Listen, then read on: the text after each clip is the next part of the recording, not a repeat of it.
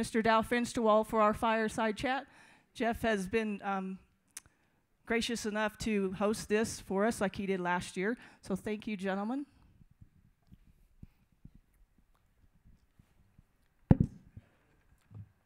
Thank you, Leslie. Appreciate it. Really an honor for me to be here with the Colorado section. I was telling my friend Alan Abrams that coming here is almost like going back home to my old hometown. I know so many people, and I feel so much warmth and radiance coming from the group. So thank you for your hospitality. One of the great delights was learning a lot more about Mr. Finsterwald to prepare for this. And so I'm going to give you all a little bit of perspective on his career, because even at my age, I didn't know everything I wish I knew about Mr. Finsterwald. As President Sprague said, Dow won the 1958 PGA Championship. And I believe and I asked Dow earlier, if I make any mistakes during this, you'll correct me, right? Don't worry about you, Guy. I'm more worried about yours truly. So, as I understand, 1958 was the first year the PGA Championship was played at Stroke Play, and you finished runner-up the previous year, 1957, when it was at Match Play? That is true. 1958 was not only the first Stroke Play, it was the first televised PGA Championship, and the producer and director was a person from Philadelphia by the name of Frank Jerkinian, who did the Masters Championship for I don't know just how many years, and Frank made so many nice contributions to televised golf that he got it out of the tower and down on the ground, but he's been recognized as very, very instrumental. And Dow, you won 12 tour titles between 1955 and 1963. And as Derek mentioned, you played on 4 Ryder Cup teams. 1957, did you win the Varden Trophy in 1957? That is correct. Impressive. Other Ryder Cup years were 1959, 61, and 1963, and served as the captain for the 1977 U.S. Ryder Cup team. Is that correct? 77, yes. That was the last year before the European players were included on the team. It had always been Great Britain and Ireland. And actually, the format has changed quite a few times, but not recently. In 77, we played 3 days of 18-hole matches, and that total number of holes was 54, of course, and that the players said something to the effect they'd like to play more golf. They travel that far and give up a certain amount of time. And I think the decision had already been made to include the Europeans, but they asked what my opinion was, and I said, well, I think you can include the whole world and we'll beat them. Well, in some respect, I was halfway right, for in 79, 81, and 83, we won. So, but golf improved so much around the world in that period. People have different ideas what brought the big improvement in international golf, and I kind of likened it to the change from the 1.62 golf ball to the 1.68. The international players became better players when they played the big ball. It's a harder game with the big ball. It moves more in the wind, doesn't putt quite as well, but you can miss-hit the little ball and get a fairly straight shot. It's something that didn't happen with the big ball. So I kind of think that the ball had a great deal of influence around the world in the improvement of their play, and it's become a great international game. I can see why they were anxious to include Europe when I read the score of that game, of that 77 Ryder Cup match. It was USA 12.5, Great Britain and Ireland 7.5. So it was a pretty good whack. Well, I think there were a lot of matches. In fact, even this year, we won by, 7 points? Or so many of those matches were decided by one hole. There were many, there were two or three, I'm not sure just how many, but there were half matches. The matches themselves were much closer than the ending total of points showed. So it was exciting. There's no question about it.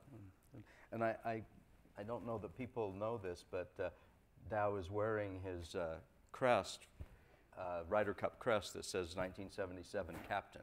So if you get a chance to maybe see him or have your picture taken with him, and he's wearing a Ryder Cup tie too. Oh yes, that's this year. Very good. That's a beautiful crest. Beautiful crest.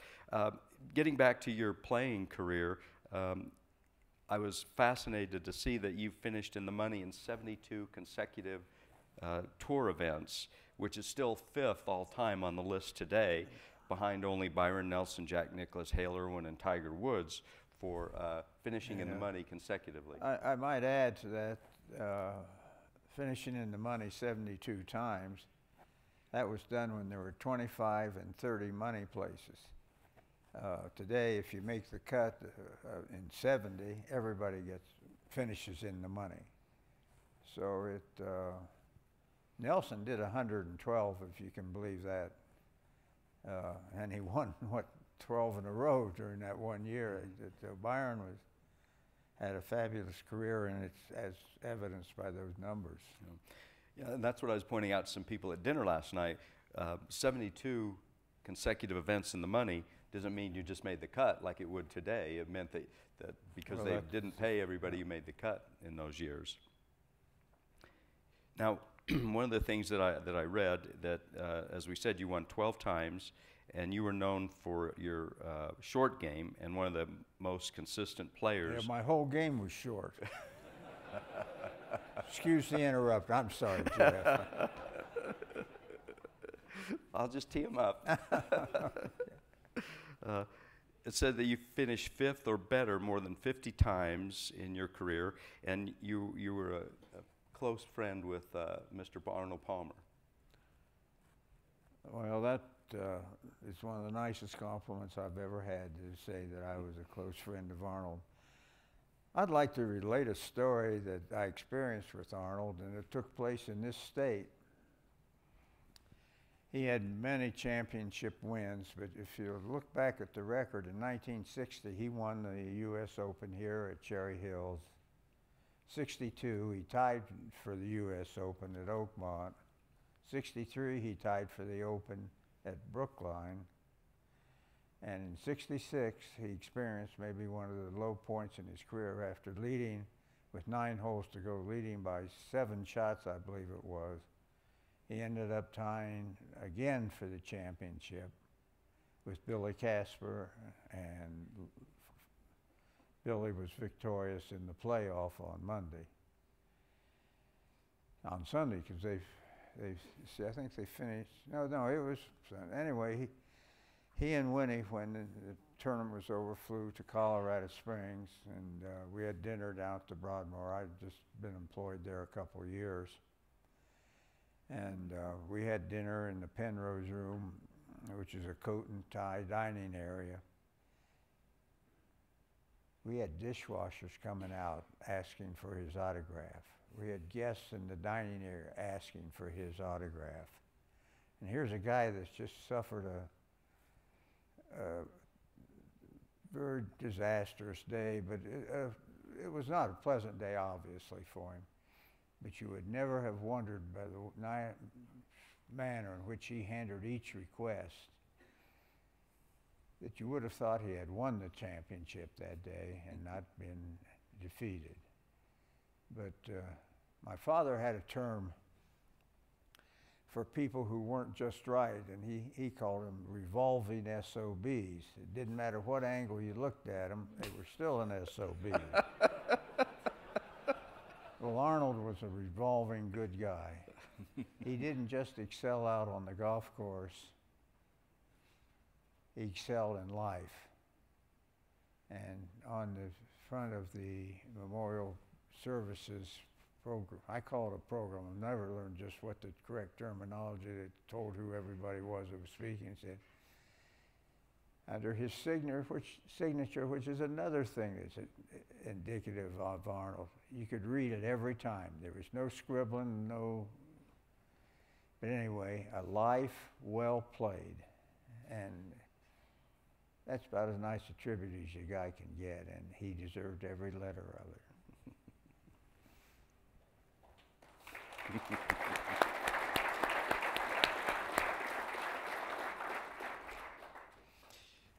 Talking about Billy Casper and Arnold Palmer, is it my understanding correct that when you won the '58 PGA Championship, Billy Casper finished second to you? I believe it was 2 strokes, yes. 2 strokes, yep. Yeah. And then 3.5 years later, you, Gary Player, and Arnold Palmer tied for the 1962 Masters? That is correct. We had an 18-hole playoff, and at the presentation ceremony, as one of the participants, I was asked to make a few comments, and I said, well, my golf wasn't very good, but I sure had a great seat to watch some wonderful golf. Arnold, I think, was 3 shots behind Gary at the turn, and he said, we got to do something about this, Dal. And I said, well, some strange things have happened on the backside at Augusta. And it wasn't strange, but he shot 31 to win that championship. So that was a tremendous comeback, and he's just a revolving good guy. You and I were talking in the foyer, and we were talking about the ethics and the traditions of the game, and some of the things that you learned competitively. And you shared a brief story about, I think you said it was the 1960 Masters? Well, yes, I did. I'm not sure it's proper to talk about yourself in this vein, but it was an example of the thing that makes our game, I won't say better, but different than other sports. But I, in the first round, had practice putted.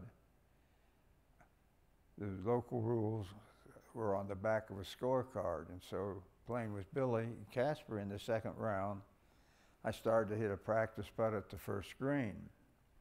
And Billy said, Dal, you better pick that up, because I think practice putting is prohibited. So I saw a gentleman named Ed Carter, who was working the rules at the 8th green there at Augusta, and said, Ed, I think I may have a problem. Billy tells me that practice putting is prohibited, and I think I may have in that first round. So those of you who know Augusta, the 8th green and the first green are very close, and when I came back to the 8th hole, Ed showed me the rule was definitely on the back of the scorecard. Practice putting is prohibited. He said, well, I wish you'd contact the chairman and tell him I'd like to talk to him about this. And I believe it was the 14th hole, and Ford Fauché was the chairman of the rules there. And I told him what happened. The hole at the 5th hole was cut in the back right, and I putted toward the 6th green, which was on the far side of directly toward the next tee. And he said, well, you weren't just knocking the ball off the green, I was trying to get the speed of the green forward. And he said, well, you keep playing, and when you finish, do not sign your card, and the committee will have a decision for you. A la Dustin Johnson. Another story. So when I finished, he said, the committee has met, and we will adjust your first round score by 2 strokes for violation of the prohibition against practice putting, and you're still in the tournament. So my 69 became 71, and I was permitted to finish. And many of the players, and I'm not sure if I'd been out there, I might have said, well, he signed a wrong card, you're out.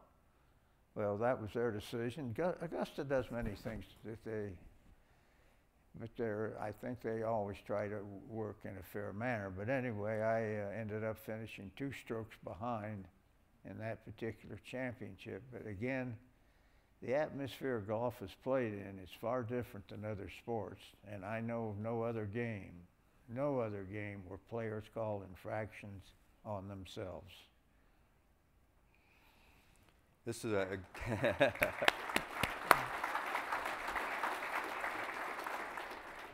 Thanks for allowing me to lead you down that path. I appreciate that. I know you were kind of humble about not wanting to share that.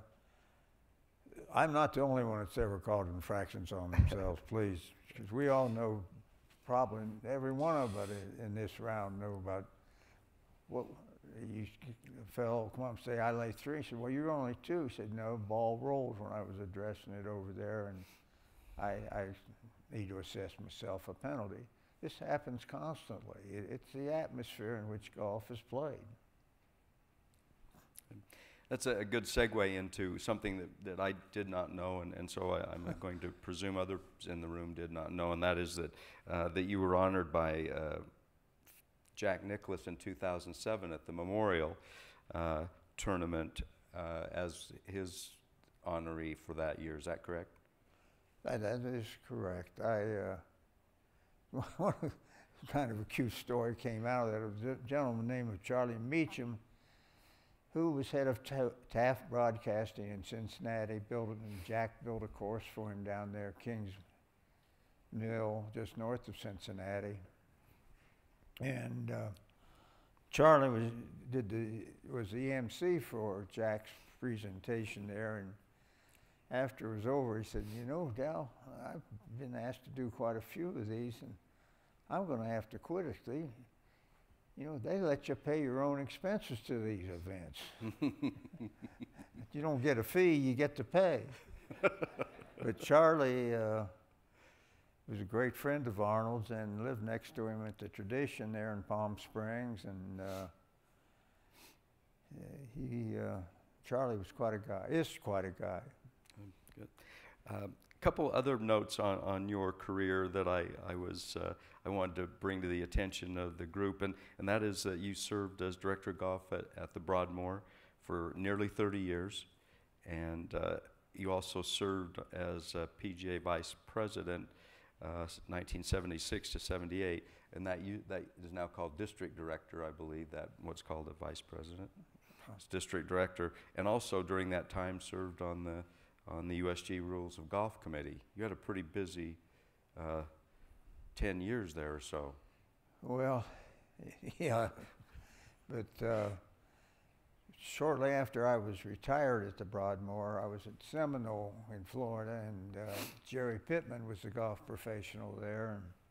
And in the course of conversation, he asked me, he said, Dow, are you still at the Broadmoor? I said, no, they retired me a few months ago. I said, well, how long were you there? And I said, well, just under 30 years. And he said, God damn, you had them fooled for a long time. But, you know, they talked to me at the time. I'd heard it said that the golf pro gets in trouble with the 3 B's. And I said, what? The 3 B's? What? Booze, broads, and betting. And I said, well, that's not true. I don't think that. Then a little later down the road, a guy said, there are 4 B's. And he said, those first 3, and the 4th B is buddies. You got to be very careful at a golf job that you don't just cater to a small group of players and people in the club. You got to look after everybody, because you never know when one of those guys is going to be on the board. So, as golf professionals, you might keep in mind those 4 B's. Good advice, thank you. As I understand it, Dow, you have 3 sons and a daughter, and your middle son, Dow Jr., is the professional at Colonial Country Club in Fort Worth, Texas, for the last about 30 years. Yes, he's very fortunate. He went to school in Arizona, and when he graduated midterm and came to Florida and played the mini tour for about 2.5 months, and said, Dad, I just don't know that I'm cut out to be a tournament player. I need to get a job. And I very fortunately had known a couple of guys, Ernie Vossler and Joe Walser. And both of them had been very successful in especially their original venture in Oklahoma City, Oak Tree Golf Club. They had a family course and a men's club. And I called him, and Ernie says, well, I don't know, I'll call you back. And 2 days later, Dal was told to come to Oklahoma City, had a job for him. So he worked there for 3 or 4 years, and the job at Colonial came open, and Ernie had been a member at Colonial when he was growing up. He was born and raised there in Fort Worth and had been a successful player on the tour. And I'm sure Ernie put in a good word for him, and Dal was hired there at, I think, the age of 28. So that was a pretty young age to come into a job with the history of Hogan's Home. Colonial has a great history in golf. I think they may be, and I think this is a fact, the longest running tournament at the same course on the tour today. And Hogan's Alley, they called it, and understandably. He had a lot of alleys, though.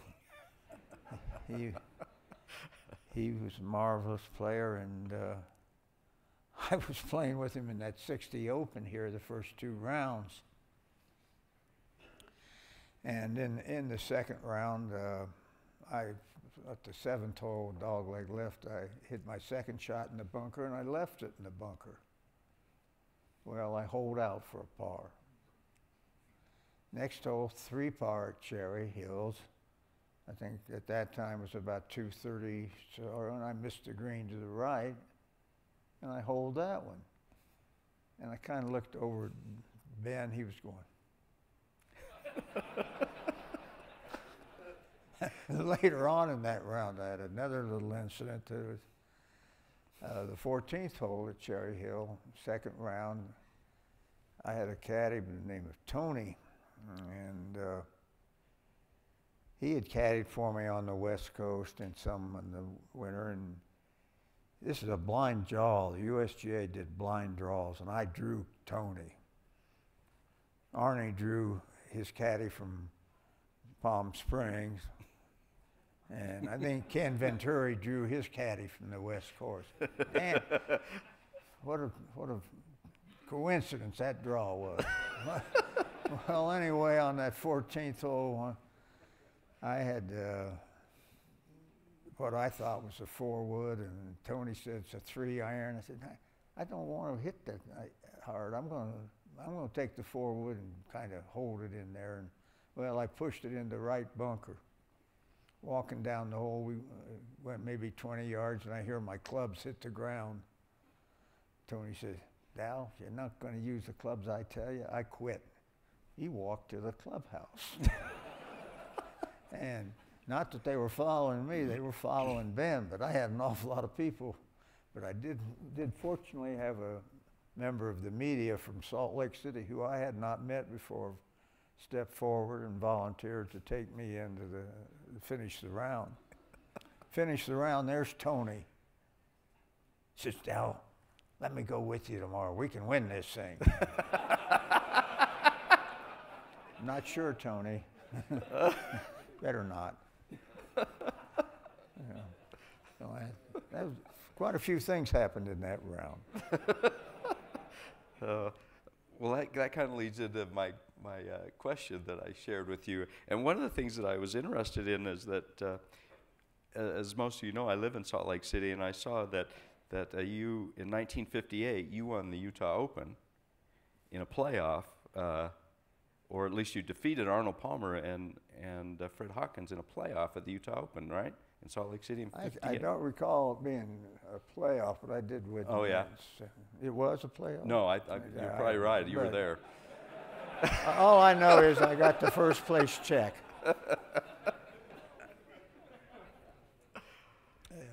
So was that at the Fort Douglas? Pardon me? Was that at Fort Douglas Club there in Salt Lake City? It was the old Salt Lake City Country Okay. Club, and Good.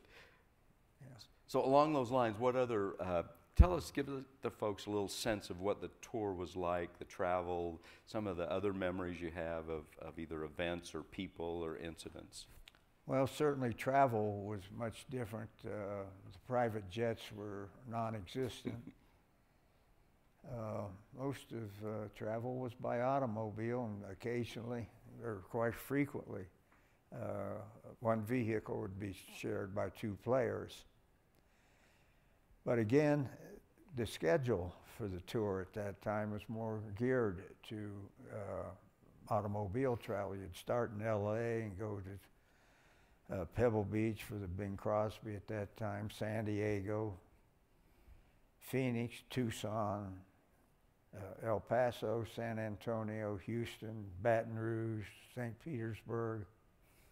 Pensacola was in there, Miami, Wilmington, and then you'd finish the winter tour at Augusta. So although there were a couple of long hikes in there, so to speak, it was still able to do it with an automobile. But with the improvement in transportation, we were allowed to schedule with bigger jumps, and we didn't have the pro-ams on Monday or on Wednesday before the tournaments at that point. And so it made it possible to do by auto, and it created a closeness with the players that shared cars, shared rooms, and there were some games that were played prior to the start of the tournament. One such incident, Arnold and I were playing Al Besselink and Frank Stranahan. Now, Frank Stranahan's family had owned the biggest part of Champion spark plugs in Toledo.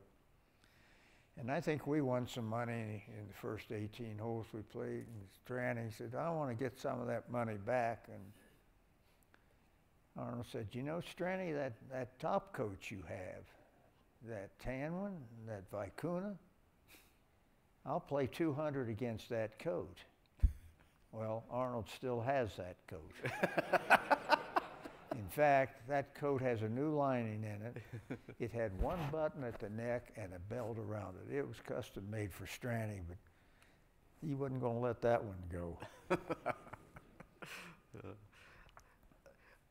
Going to your time as a district director or vice president of the PGA, much different association there with much different issues, especially financial abilities. What were for the leaders here and the people in the room, what were the issues that you dealt with as a district director, vice president? Well, I found a losing battle,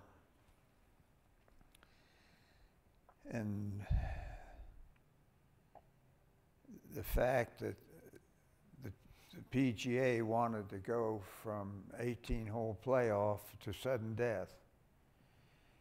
My feeling was, if you go with sudden death, you bring the PGA down and you make it like every tournament every week. They have sudden death playoffs. I thought there was my feeling was the 18-hole had a better chance of rewarding the player who played better. One hole, one guy could hit a poor shot and it's over. I thought the 18-hole would had a chance of giving a better champion to our championship. Well, I think we now have gone to a 3 or 4 hole playoff, and the British Open does, Dow, don't say British Open, the Open is a 3-hole or 4-hole, depending on the golf course. But the more holes you play, the better chance you have of establishment. I think the U.S. Open still remains an 18-hole playoff, and to me, that's a better way of determining the champion. But television wants a winner that day, and it's pretty hard to look that big eye and look at their big pocketbook and not say yes. I'd like to take a moment to comment on this year's Ryder Cup. The committee that was formed to determine and take a look at how the players were selected and get the best field and such did a wonderful job in establishing the method and establishing the team. I have great concern about what is taking place at the Ryder Cup matches. It's beginning to look like a soccer match, and I'm not sure that's what golf should be done, the mode that it should be. And I certainly congratulate the team. They played wonderful golf, and there were some great things happened. And the one thing that stands out in my mind at the matches this year was the first match in the individual play on Sunday morning. Rory McIlroy was playing, help me, Prez. Reed. And at about, I think it was the 7th or 8th hole, Rory holed it from the front of the green, maybe 40, 45 feet. And darn if Reed didn't top him from about 15 or 18 feet. And those two players, when they walked off the green, they did the fist pump with each other. One put his arm around the other player, and they both seemed to be laughing or smiling. To me, that's the atmosphere the Ryder Cup should strive to maintain, not just on one match, but on others. And I hope the task force will study not only the ability to assemble the best players, but to assemble a captain who will instill in the players that you don't, as a player, stand out there and act like a cornerback in football. If the gallery wants to show their excitement and such, let the gallery do it. Don't egg them on. Let the golf be between the two players, not between the gallery and the players. It just gets back to the old thing. Golf is a game played in a different atmosphere, and please, let's keep it there. Thank you. Thank you. Regarding the Ryder Cup and your 4 participations as a player and as a captain, any incidents or matches? Well, 1957 was my first year, and I'm not very proud of this story, but I'm going to tell it. In those days, there were 2 days of matches, and you played 36 holes. First day was scotch or alternate shot, and the next day was 36 holes of individual play. Well, at the lunch break, Christy O'Connor and I were even. He won the first 2 holes in the afternoon. The third hole, we both had 2.5, 3.5 foot putts, and in fact, they had to measure to see who was away, and I was away. I putted, missed, and I pulled the ball back without a concession by Christie. And I think he was exactly right. He said, "Dal, I don't want to call this, but I've got an obligation to the team." Well, if you take a guy whose team has not won in many years, and he says, "I have an obligation to the team," I certainly see where he was coming from. I said, "Christy, pick it up, let's go." Because he was over it a minute maybe, and that seemed like a long time, and I did, "Let's go." Well, we got along to about the 8th hole or 9th hole, and damn if he didn't do the same thing. He raked it back. Got to the next tee, I took the honor. Christy says, "What are you doing?" I said, "Well, what's good for the goose is good for the gander." Hey, he beat me 8-6.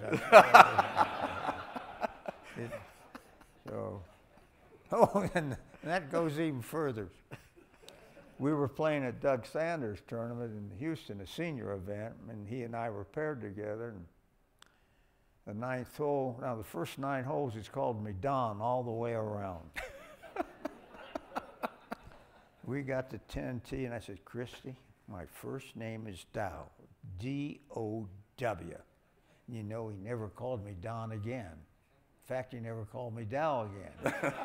He never spoke to me again. So I'm not too proud of that whole sequence, but it did happen just about that way.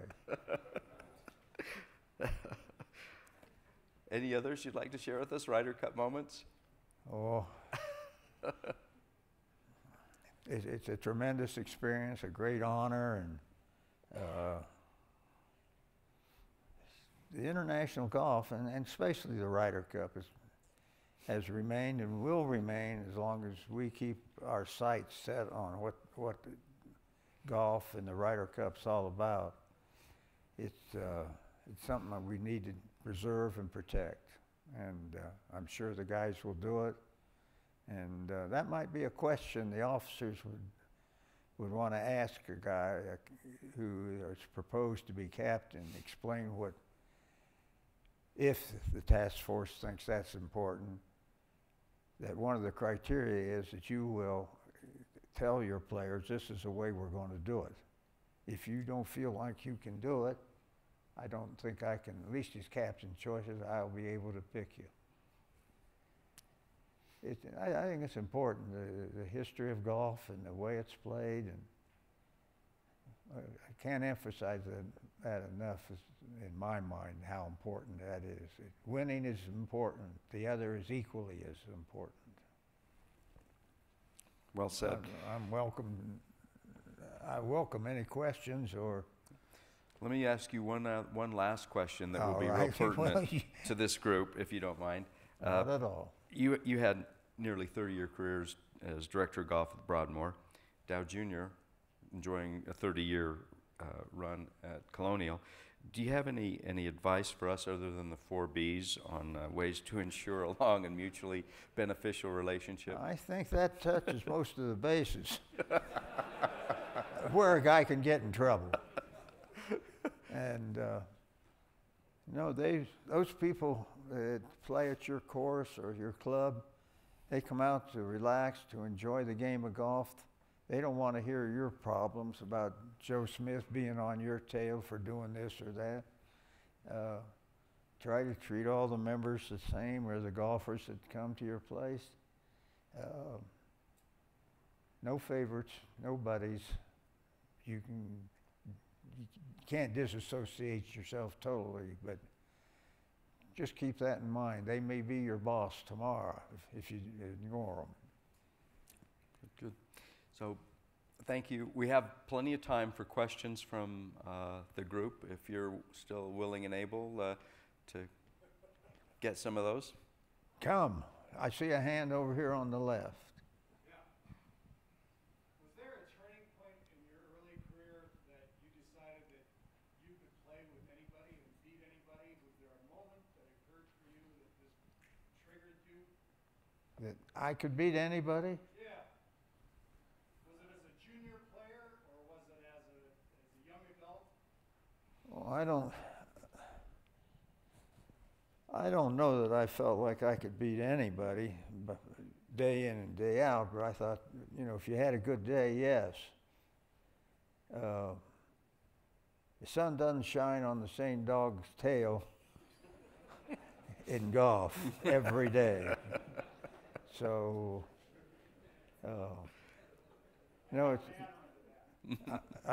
did I understand your question correctly? Who did you like to travel with as a young professional when you went from event to event? Well, Arnold and I spent a lot of time together. That's just a matter of record and fact. And his wife, Winnie, and my wife, Linda, enjoyed each other's company, it seemed like. And in fact, we shared a suite here in Denver for the night, the week of the U.S. Open. And there are certain personalities that click, and there are others that don't. But I kind of liked the way Gene Littler went at the round of golf. You couldn't tell whether he was shooting 68 or 78. He was very stoic. He was very cordial, but he didn't seem to let anything upset him.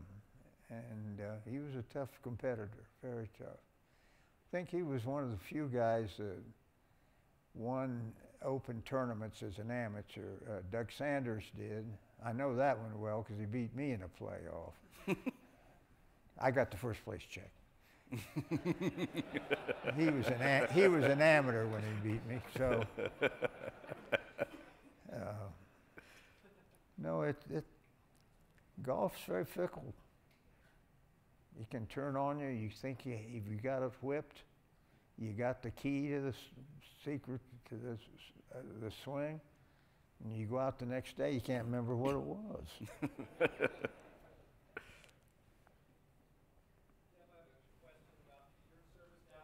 He's got a mic for you. That'll help. Thank you, Patrick. So, Dow, you served on the Rules of Golf Committee. Two-part question. What were the issues you dealt with when you were on the committee? And if you were on the committee today, I'll take this under advisement. What rule might you want to change today that maybe, I know you have an opinion on that. I'm not sure. Difference? Yeah, what were the rules issues when you were on the committee, and what would you change today? Well, it was not a big issue, but I think P.J. Boatwright chaired the Rules of Golf Committee. He was not chairman, but the rule at one point when you hit the ball more than once, you counted how many times you actually hit it. Well, I said to him, I think, P.J., it's very difficult for a player to tell just exactly how many times when you start yipping the chip and hit it more than once.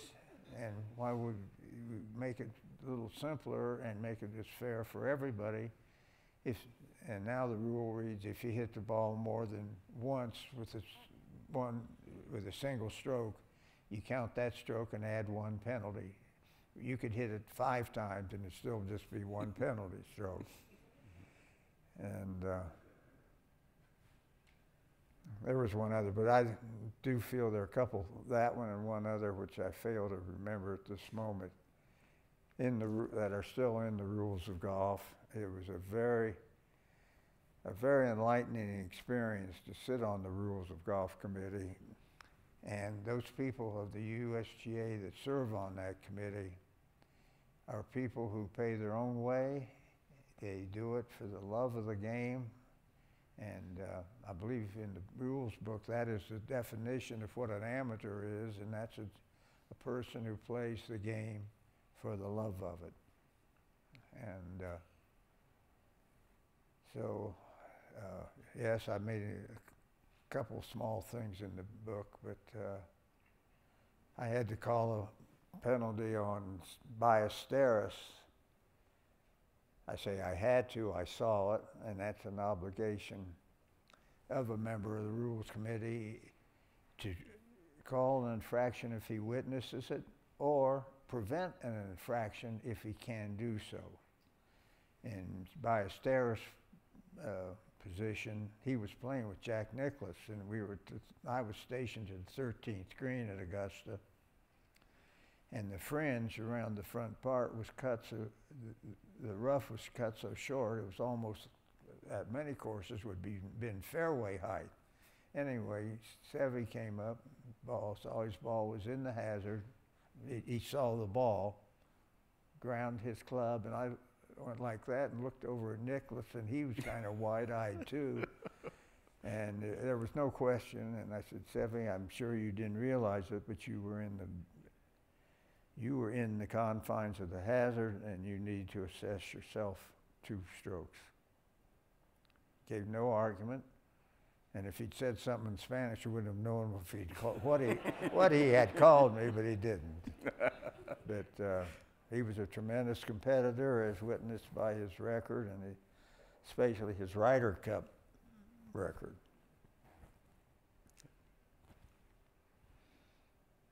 Well, you've been a wonderful audience, and I got into golf because I liked baseball, and this was 1944.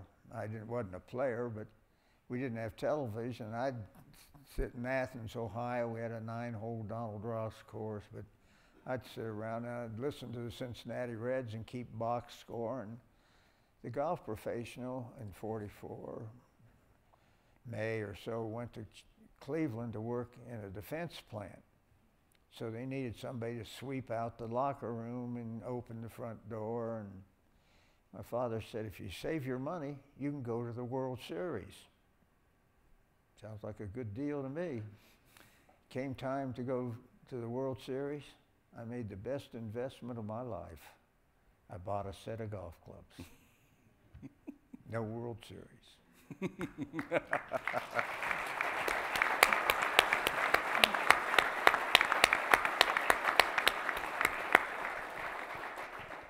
Hey, Dow, before we let you go, we did have a text question sent in. What advice would you give to our young professional golf management students as they start their career?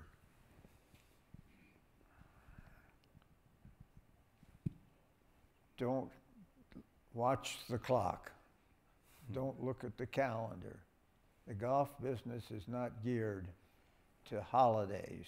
It's geared up for holidays, and it's tough on a family, and you need to explain it to your family that this is going to be part of your life, and it's important to her that she understands that you're going to be days that she'd like to say, come on, we're going to take the family to the beach, or da-da-da.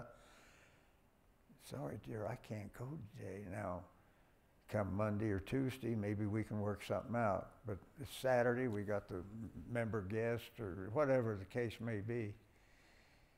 Don't watch the clock and don't watch the calendar, because you're going to be needing to be dedicated to your job and to the game.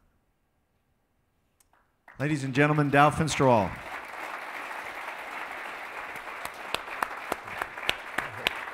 Eddie, thank you. Thank you. Jeff? What a pleasure. What a pleasure. Oh, thank you very much.